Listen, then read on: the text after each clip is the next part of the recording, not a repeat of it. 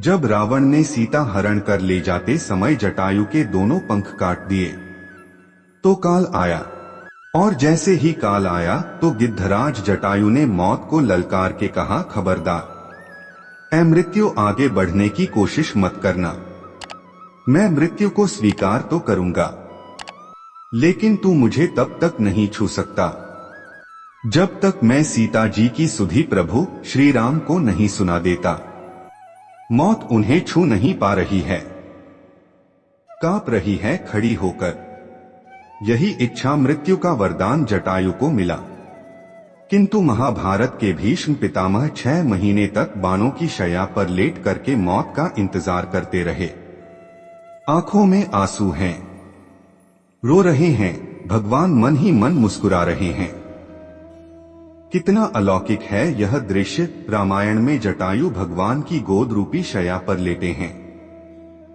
प्रभु श्री राम रो रहे हैं और जटायु हंस रहे हैं।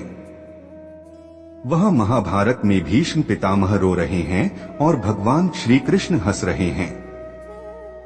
कितनी भिन्नता प्रतीत हो रही है। अंत समय में जटायु को प्रभु श्री राम की गोद की शैया मिली, लेकिन भीष्म पितामह को मरते समय बाण की शैया मिली। जटायु अपने कर्म के बल पर अंत समय में भगवान की गोद रूपी शैया में प्राण त्याग रहे हैं, प्रभु श्री राम की शरण में। और बाणों पर लेटे लेटे भीष्म पितामह रो रहे हैं। ऐसा अंतर क्यों, ये प्रश्न आपके मन में आ रहा होगा। तो चलिए बताते हैं ऐसा अंतर क्यों था। ऐसा अंतर इसलिए है कि भरे दरबार में भीष्म पितामह ने द्रौपदी की इज्जत को लुटते हुए देखा था, विरोध नहीं कर पाए थे। दुशासन को ललकार देते, दुर्योधन को ललकार देते, लेकिन द्रौपदी रोती रही, बिलखती रही, चीखती रही, चिल्लाती रही, लेकिन भीष्म पितामह सिर झुकाए बैठे रहे, नारी की रक्षा नहीं कर पाए।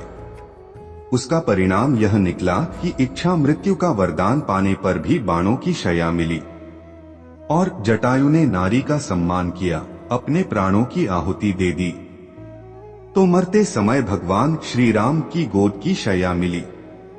जो दूसरों के साथ गलत होते देखकर भी आंखें मूंद लेते हैं, उनकी गति भीष्म जैसी होती है, और जो अपना परिणाम जानते हुए भी औरों के लिए संघर्ष करते हैं, उसका महात्म्य जटायु जैसा कीर्तिवान होता है।